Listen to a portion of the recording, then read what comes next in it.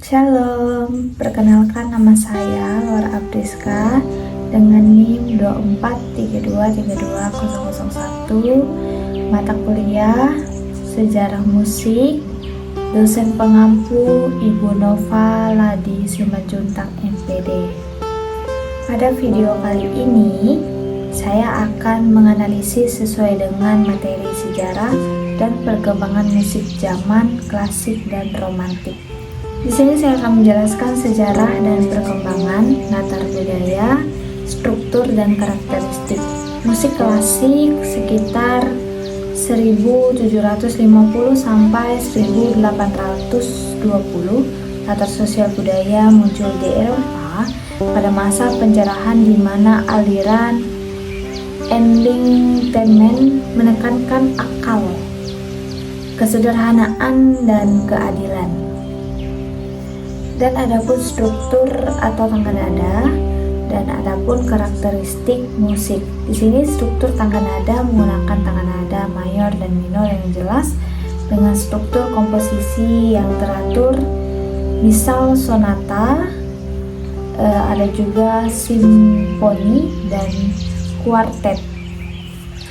Musik Romawi sekitar 1820 sampai 1910. Latar sosial budaya muncul setelah revolusi Prancis di masa di mana rasa nasionalisme, emosi, dan individualitas menonjol, dan ada juga struktur tanda nada masih menggunakan tangga nada mayor dan minor.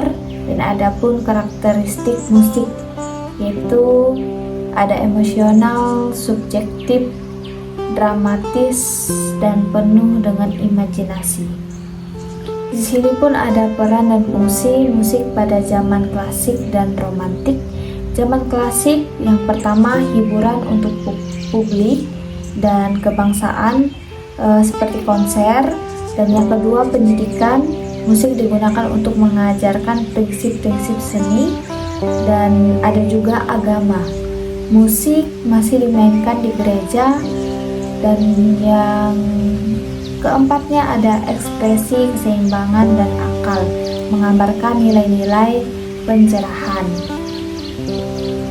Dan adapun zaman romantik di sini yang pertama ekspresi, emosi, dan individualitas. Musik menjadi sarana untuk mengungkapkan perasaan komposer dan pendengar.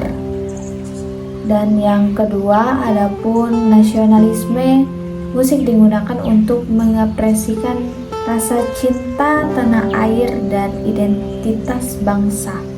Dan adapun yang ketiga, hiburan dan kesenian, itu bisa disebut dengan konser ya teman-teman, menjadi acara budaya. Dan ada yang keempat, yaitu hubungan dengan alam dan sastra. Adapun relevansi dan pengaruh terhadap musik dunia saat ini. Yang pertama, struktur komposisi seperti notasi, simfoni, dan kuarter masih digunakan oleh komposer modern. Dan yang kedua, alat musik dan orkestra. Konsep orkestra yang dikembangkan pada zaman klasik dan romantik masih menjadi dasar untuk orkestra modern saat ini. Dan yang ketiga, ekspresi dan emosi. Gaya mengekspresikan perasaan melalui musik yang dipengaruhi atau dimulai di zaman romantik masih menjadi ciri utama. Dan ada yang keempatnya, nasionalisme dalam musik.